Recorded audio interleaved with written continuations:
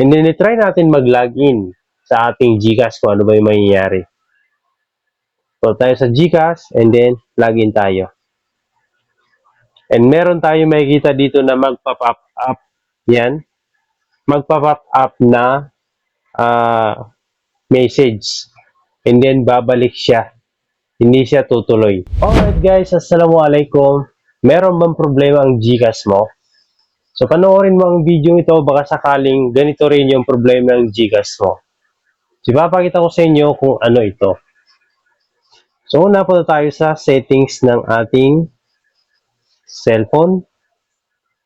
And then, punta tayo dito sa kanyang My Phone. Hanapin nyo lang yung My Phone ng inyong mga cellphone. And then, hanapin nyo yung build number. So, i-click nyo yan ng 3 beses. Pero bago natin i-click yan ng 3 beses, ipapakita ko sa inyo muna na dito sa system ay wala pang developer. Ibig sabihin, hindi pa siya na-activate. So, wala. Dito, as you can see, walang developer dyan. And then, balik tayo doon sa My Phone. Ayan. And then, punta tayo dito sa build number. Click natin yan ng 3 beses. Pero bago natin i-click yan, punta muna tayo sa ating GCash. So, maglalagin tayo sa ating GCash. Ayan, so maglalagin na tayo.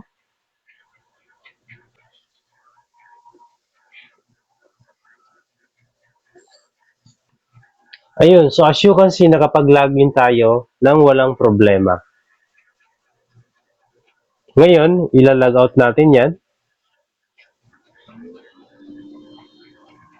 At babalik tayo sa settings. Punta ulit tayo sa My Phone. And then, hanapin natin yung build number.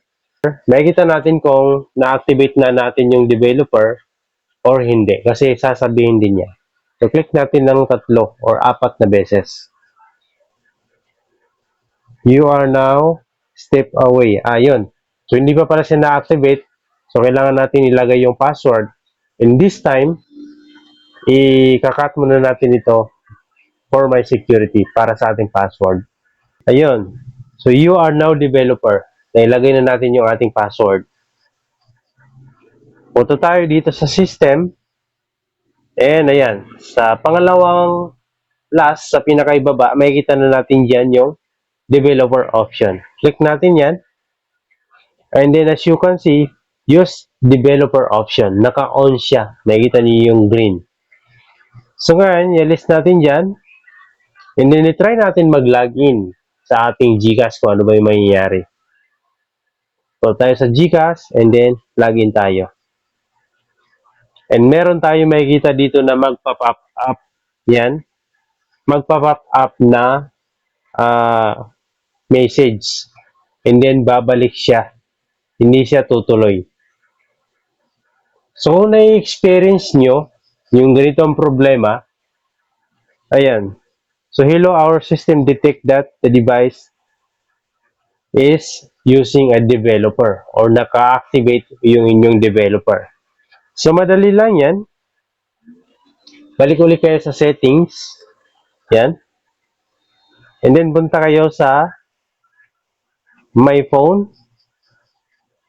Or punta kayo dito sa pinakababa sa system. Hanapin nyo yung developer. Ayan. And then i-off nyo. I-toggle off nyo. Yan. And then back na kayo. And then as you can see, mawawala na yung developer dyan sa system. Ayan. So, mawawala na siya. And then i-back nyo and try nyo i-login ulit yung inyong GCash. At hindi nalilitaw yung ganong message dito sa inyong GCash account. Ayan. So, makakapag-login na kayo ng maayos. So, kung na-experience nyo ang ganong problema sa inyong GCash, marahil naka-open yung kanyang developer option at ang kailangan nyo lang gawin is i-turn off ito. Yan lang po. Maraming salamat sa nakatulong sa inyo ang video nito. Maraming salamat. Assalamualaikum.